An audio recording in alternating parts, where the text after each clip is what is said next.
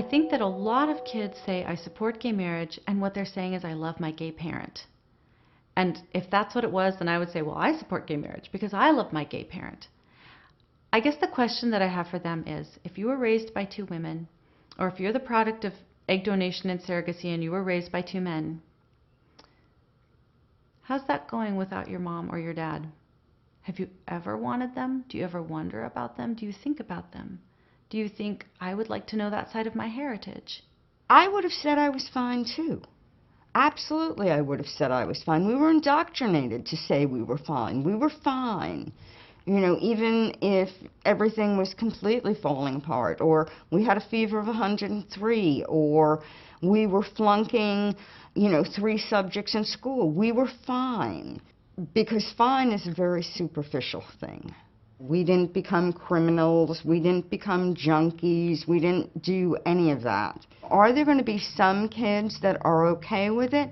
Yeah, they'll be okay with it. My bet is they'll be okay with it until they make their own family, until they have a child. Then it's going to hit them. The younger we are, the more likely we are going to speak very positively about our upbringing.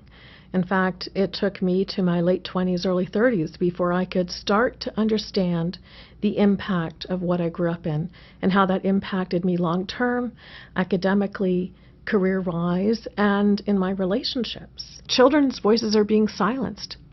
If you're a child growing up in this, you better be politically correct, not just because you don't want to hurt the feelings of your parents, but you also want to make sure you can get it through, get through school, get through college or university, and get into a profession. If you start speaking out about this in a negative way, you're going to lose out big time. I know for myself, it took many years to realize how this was impacting my life. It isn't something that just you're 16 or you're 18 or you're 21 and it's over. You don't realize till you're probably close to 40 of how it impacted, how it became a part of your personality, a part of your makeup. And so I really wonder, is it then where they're going to realize and they're going to see the impact that this has had on their life? And will they then feel like they have the freedom to speak out on it? Not everyone in the gay community thinks the same way, and not every child of a gay parent has the same opinions. Since I started writing about this topic, I have been confronted so many times by people that say, well, studies show that children in same-sex homes, they fare just as well as kids who are raised by their mother and father.